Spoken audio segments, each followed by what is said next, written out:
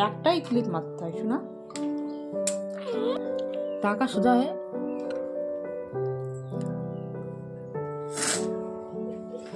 ঠিক আছে ঠিক আছে।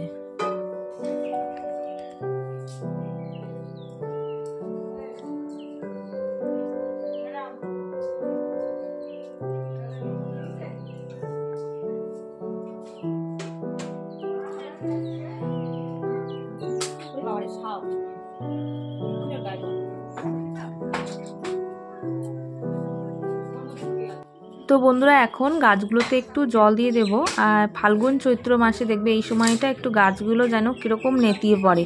দেখো টবের গাছগুলো তো যেন একদম ঝিমিয়ে পড়েছে। আর রোদের এতটাই তেজ যে দেখো জল সকালে দিচ্ছি আর বিকেল বেলাতে একদম খটখটে শুকিয়ে যাচ্ছে। তো প্রতিদিনই ওই জন্য একটু একটু করে জল দিয়ে দিই।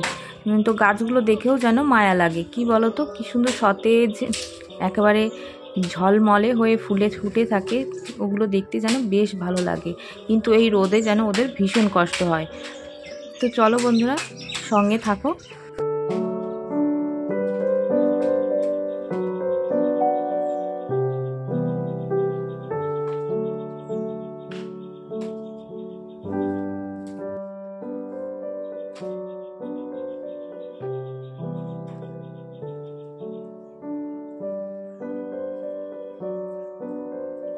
তো বন্ধুরা ওদিকে তো গাছগুলোতে সব জল দেওয়া হয়ে গেছে, আর এখন পিলারগুলো একটু ভিজিয়ে দেব। তো এগুলোও যেন রোদে একদম খটখটে শুকিয়ে যাচ্ছে। তো যখনই যে আর কি সময় পাচ্ছে তখন একটু একটু করে জল দিয়ে ভিজিয়ে দিচ্ছি। তো কখনো বাবা দিচ্ছে, আর কখনো বরমশাই দিচ্ছে, কখনো মা দিচ্ছে। তো এইভাবেই আর কি চলছে।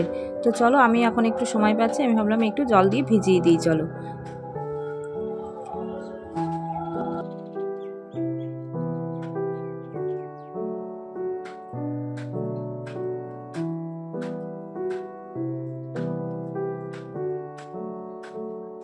তো বন্ধুরা ওদিকে সকালে খাওয়া দাওয়ার পর কিছু বাসন বেরিয়েছিল, আর এখন সেই বাসনগুলো একটু মেজে নেব।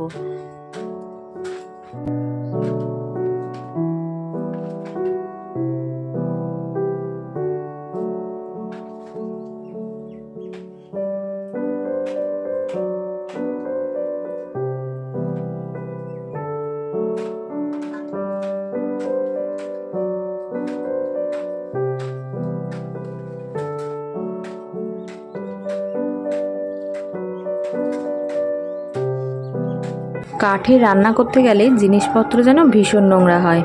আর এই মশলাদানি মশলার কোটোগুলো বেশ নোংরা হয়েছে। তো মাঝে মধ্যেই তো পরিষ্কার করে নেওয়া হয়। তো আমার যেন নোংরাটা আবার ঠিক ভালো লাগে না, তো মাঝে মধ্যেই পরিষ্কার করে নিই। তো চলো বন্ধুরা দেখো মশলার কোটোগুলো, তেলের কোটো, যা যা যাবতীয় যা যা ছিল সব কিছু বের করে নিয়েছি, নুনের কোটো। তো সেগুলোই এখন একটু মেজে নিচ্ছি। তো ওদিকেও দেখো বাবা দোকানে ছিল। বাবা ওই ঘুরঘুর করে, দোকান থেকে একবার বাড়ি, বাড়ি থেকে একবার দোকান। তো ফোনটা এদিকে তো ভিডিও অন করা ছিল, বাবা বুঝতে পারেনি, বাবার ফোনের দিকে একটু তাকালো।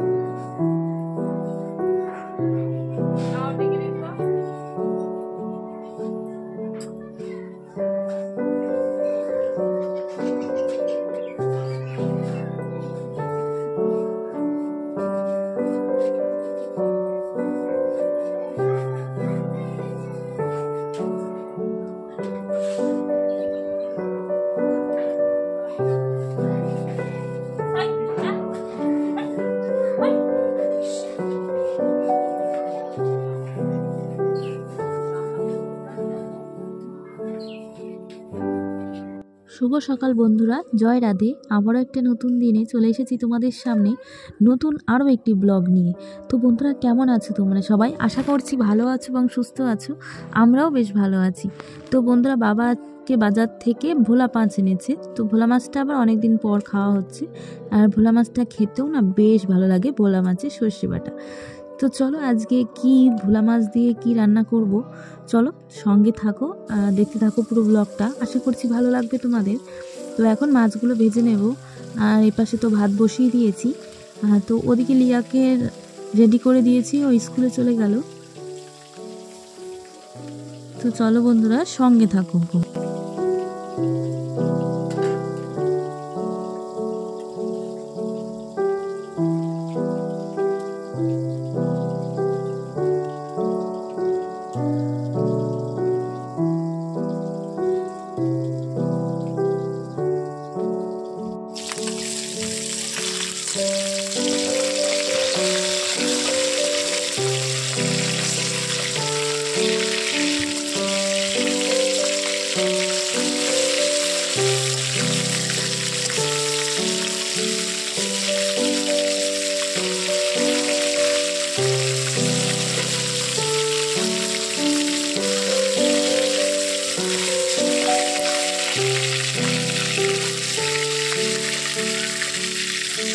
তো বন্ধুরা আমার ফোনে সেলফি স্টিকে ফোনটা সেটিং করে আর কি ভিডিওটা করি। তো মানে কি বলবো, ওটা তো খুব একটা লম্বা হয় না, তো যার কারণে রান্না করাটা ঠিকভাবে তোমাদের সাথে শেয়ার করতে পারি না। তো একটা উঁচু জায়গায় রাখতে পারলে হয়তো সব কিছু পরিষ্কার দেখা যেত। তো দেখো আমাদের মানে কি বলবো, রান্না করতে করতে কেঁদেও ফেলেছি, এতটাই পাটকাঠি ধোয়া হচ্ছিল যে কি বলবো, চোখ দিয়ে জল বেরিয়ে গেছে। আর এই পাটকাঠির প্রচুর ধোয়া, আর এতটাই ধোয়া হয় যে চোখ ভীষণ পরিমাণে জ্বালা করে। তো বন্ধুরা দেখো এদিকে মাছগুলো তো ভাজা হয়ে গেছে। তো চলো দেখা যাক আজকে মাছগুলো দিয়ে সর্ষে বাটা করব না আলু দিয়ে রান্না করব। তো চলো সঙ্গে থাকো।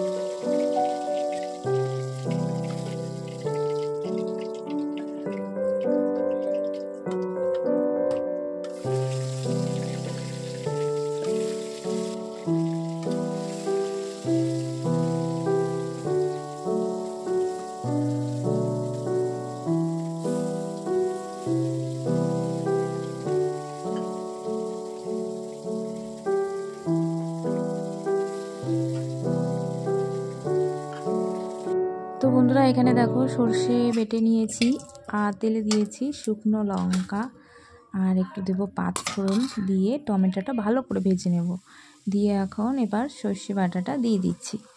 তো বন্ধুরা আমি তো সর্ষে বাটার ঝাল এভাবেই করি। তো দেখো সর্ষেটা একদম উপর থেকে ধুয়ে দেবো ভালো করে, আর নিচে খোসাটা একদম পড়ে থাকবে, নিচের খোসাটা আর দেবো না। তো বন্ধুরা নিচের খোসাটা খেলে নাকি একটু মানে গ্যাস অম্বলের প্রবলেম হয়, তো যাই হোক খোসাটা তো ফেলে দিলাম। তো ওদিকে আবার লিয়ার জন্য ঝাল ছাড়া তুলতে হবে, তো তার জন্য আর কি লঙ্কাটা এখন দিলাম না, ও লঙ্কাটা ভাবছি আজকে কাঁচা লঙ্কাটা বেটেই দেব, আর বেটে দিলে ঝোলটা একটু গাঢ় হয় আর টেস্ট হয় দারুণ সর্ষে বাটার।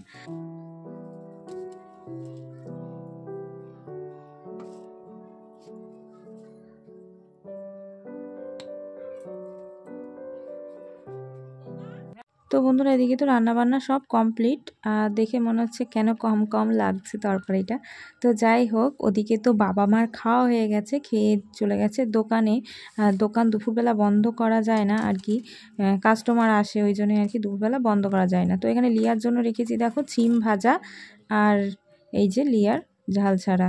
তো আজকে সিম ভাজাও করেছিলাম। এই হচ্ছে আজকে দুপুরের মেনু। 1 বছর হয়ে গেল হলুদ সেদ্ধ করা হয়েছে, আবার চলে এলো হলুদ সেদ্ধ করার সময়। তো বন্ধুরা সময়ের কাজ ওই যে সময়েই করতে হবে। তো এই যে হলুদ হয়ে গেছে, এবার হলুদ তো বরমশাই যখনই সময় পাচ্ছে একটু একটু করে সকালবেলা গিয়ে আর কি হলুদগুলো দেখো তুলে এনেছে জমি থেকে, আর সেই হলুদগুলোই এখন পরিষ্কার করে শিকড়গুলো কেটে এগুলো সেদ্ধ করতে হবে। আর আমারও তো বাড়ির হলুদ তৈরি মানে সেদ্ধ করি, সেই হলুদই আর কি আমরা রান্না করি, সেই হলুদই গুঁড়ো হলুদ করা হয়, হলুদগুলো ভাঙানো হয়। তো আমার তো হলুদ, দোকানের হলুদ খাওয়া হয় না। তো চলো এখন দেখো এই হলুদগুলো আমি ভালো করে একটু কেটে নিচ্ছি। ওদিকে মাও অনেক পরিষ্কার করে রেখেছে, তো বেশিরভাগই, আর এই অল্প কটা বাকি রয়েছে, আজকেই হয়ে যাবে কাটলে। তো এইগুলো ভাবছি আজকে এগুলো কেটে পরিষ্কার করে ফেলি।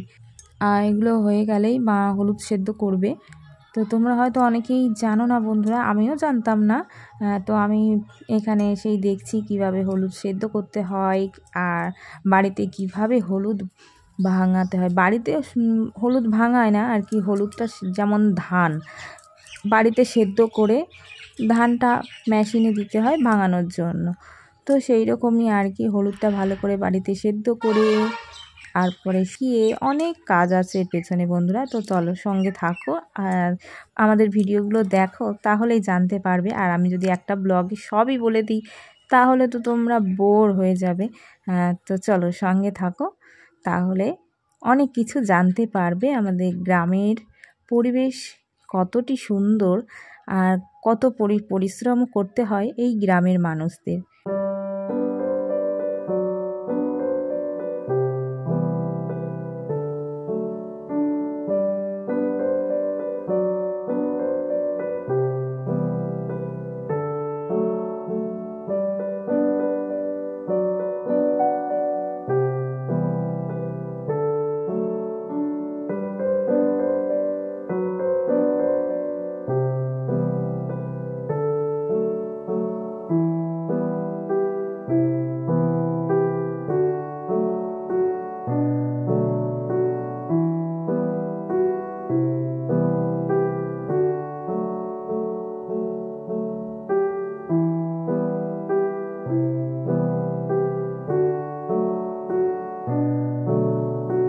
তো বন্ধুরা ওদিকে তো হলুদগুলো সব ফ্রেশ করে কাটা হয়ে গেছে, আর এই দেখো এখন মা হলুদগুলো সেদ্ধ করছে।